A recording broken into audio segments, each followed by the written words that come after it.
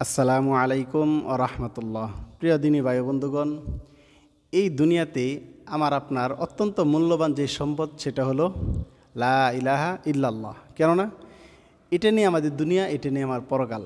যদি এই কালিমাটা নিয়ে আমি পরকালে না যেতে পারি তাহলে কিন্তু আমার জন্য বিপদ, অর্থাৎ জাহান্নাম অপেক্ষা করছে। অতএব সারা জীবন যদি আপনার লা ইলাহা ইল্লাল্লাহ এই কালিমা বলতে বলতে আমরা দুনিয়াতে সময় পার করি, মৃত্যুর সময় যদি এই কালিমা নিয়ে না যেতে পারি তাহলে এর থেকে দুঃখ আর কী আছে।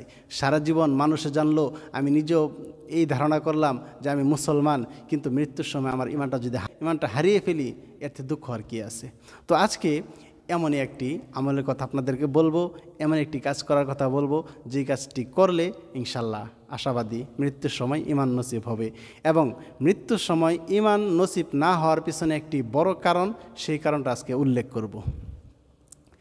মৃত্যুর সময় যখন হয় তখন আপনার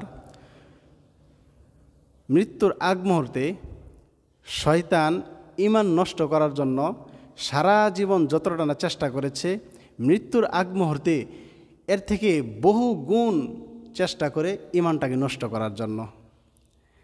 তখন মৃত ব্যক্তি, যে নাকি মৃত্যুবরণ করবেন, এই ব্যক্তির কাছে শয়তান তার মা আর একটা শয়তান তার বাপের সুরত ধরে ওই মৃত যে ব্যক্তি মরবে তার কাছে আসার পর আপনার কি করে তাকে বলে যে, দেখো, যেই কালিমা তুমি পড়তে চাচ্ছ এই কালিমা পড়ে এটা বলে আজকে আমরা মৃত্যুবরণ করেছি, আমাদের এখন এই কালিমা পড়ার কারণে আমাদের এখন দুর্ভোগ, আমরা এখন জাহান্নামে জ্বলছি। অতএব এই কালিমা তুমি পড়ো না, লা ইলাহা ইল্লাল্লাহ তুমি বলো না। এভাবে তাকে তার মা এবং তার বাবা নামী যেই শয়তান সেইভাবে নসিহত করতে থাকে। মূলত তারা কিন্তু মা এবং বাবা নয়, এরা শয়তান মা বাবার রূপ ধরে আসছে। এমনই সময় যখন একজন মুমিন ব্যক্তি এভাবে শয়তানের সাথে আপনার ঈমান নিয়ে যুদ্ধে থাকে, এমন সময় আল্লাহ তাআলা কি করেন, তাদের কাছে ইন্নাল্লাযীনা ক্বালু রাব্বুনাল্লাহ সুম্মা ইসতাকামু তাতানাজ্জালু আলাইহিমুল মালাইকাতু আল্লা তাখাফু ওয়া লা তাহজানু ওয়া আবশিরু বিল জান্নাতিল্লাতী কুনতুম তুআদুন। আল্লাহ তাআলা কি করেন, মুমিন ব্যক্তি যখন মৃত্যুবরণের উপক্রম হয় তখন আল্লাহ তাআলা ওই ব্যক্তির কাছে রহমতের ফেরেশতাদেরকে পাঠিয়ে দেন, এবং রহমতের ফেরেশতা যখন আসে সাথে সাথে শয়তানগুলো আর এখানে টিকতে পারে না, সাথে সাথে তারা বের হয়ে চলে যায়।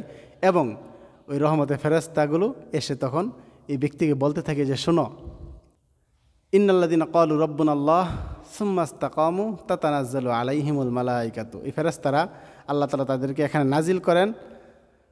এই ফেরেশতারা বলতে থাকেন যে, আল্লাহ তাখাফু ওয়া লা তাহজানু, তোমার কোনো ভয় নেই, তোমার কোনো চিন্তা নেই। ও আবশিরু, হে মুমিন, আবশিরু, জান্নাতের সুসংবাদ গ্রহণ করো। বিল জান্নাহ, এমন জান্নাত আল্লাতী কুনতুম তুআদুন, যেটার ওয়াদা তোমাদেরকে দেওয়া হয়েছে ইতিপূর্বে। এমন জান্নাতের সুসংবাদ গ্রহণ করো, তোমার কোনো ভয় নেই, তোমার কোনো চিন্তা নেই। এভাবে ফেরেশতারা তাকে সুন্দরভাবে বোঝাতে থাকে, সাহস দিতে থাকে। তখন মৃত্যু ব্যক্তির খুব ভালো লাগে এবং তারা বলে, নাহনু আউলিয়াউকুম ফিল হায়াতিদ দুনিয়া ও ফিল আখিরা, আমরা দুনিয়াতেও তোমাদের বন্ধু ছিলাম, আখিরাতেও তোমাদের বন্ধুই থাকব। তখন আপনার এই ব্যক্তি আল্লাহর প্রতি ঈমান এনে মৃত্যুবরণ করতে তার জন্য সহজ হয়, ফেরেশতারা সহযোগিতা করে, খুবই সুন্দর হয়, তার মৃত্যুটা অনেক ভালো হয়। এই সময় যেই কথাটা বলবো আপনাদেরকে, যেটা উদ্দেশ্য আজকের এই আপনাদের সাথে এই ভিডিওটা শেয়ার করা, সেটা হলো, রহমতের ফেরেশতা আল্লাহ তাআলা পাঠিয়ে দেন আর শয়তান সাথে সাথে বের হয়ে যায়। এখন যদি ঘরের ভিতর রহমতের ফেরেশতা প্রবেশ করতে না পারেন তাইলে কিন্তু শয়তান চান্স পাওয়া যায়। আর রহমতের ফেরেশতা কখন প্রবেশ করে না, এর অন্যতম একটি কারণ হলো ঘরে প্রাণীর ছবি থাকা। আমরা খুব যত্নকারী মা বাবা ভাই বোন আত্মীয় স্বজন প্রিয়জনদের ছবি লটকিয়ে ঘরে ঝুলিয়ে রাখছি, আর এটার কারণে রহমতের ফেরেশতা ঘরে প্রবেশ করতে পারতেছে না। ওইদিকে আপনি মারা যাচ্ছেন, আপনাকে রহমতের ফেরেশতা আপনার উপকার করবে, আপনার ঈমান নিয়ে মৃত্যুবরণের জন্য সহযোগিতা করবে, এটা পারতেছে না আপনার কার্যকলাপের কারণে। অতএব কিসের মহাব্বত, জান্নাতে যেতে হবে সেটা আপনার এখন মহাব্বত, মা বাবা যারা দুনিয়া থেকে চলে গেছেন তাদের ছবি ঝুলিয়ে দুঃখ করে লাভ নেই, তাদের জন্য দোয়া করুন। বন্ধুগণ, এই জন্য ঈমান নিয়ে মরতে হবে। সকলেই প্রাণীর ছবি, সেটা যে কোনো ধরনের ছবি হোক, প্রাণীর ছবি হলেই ঘরে রাখবেন না, ঘরে রাখবো না আমরা ইনশাআল্লাহ। আল্লাহ তাআলা আমাদের সকলকে, আমাকে, আপনাকে, আমাদের সকলকেই এই বিষয়টা বোঝার, আমল করার তৌফিক দান করুন। সবের নিতে ভিডিওটা অবশ্যই শেয়ার করে দিবেন। আসসালামু আলাইকুম ওয়া রাহমাতুল্লাহ।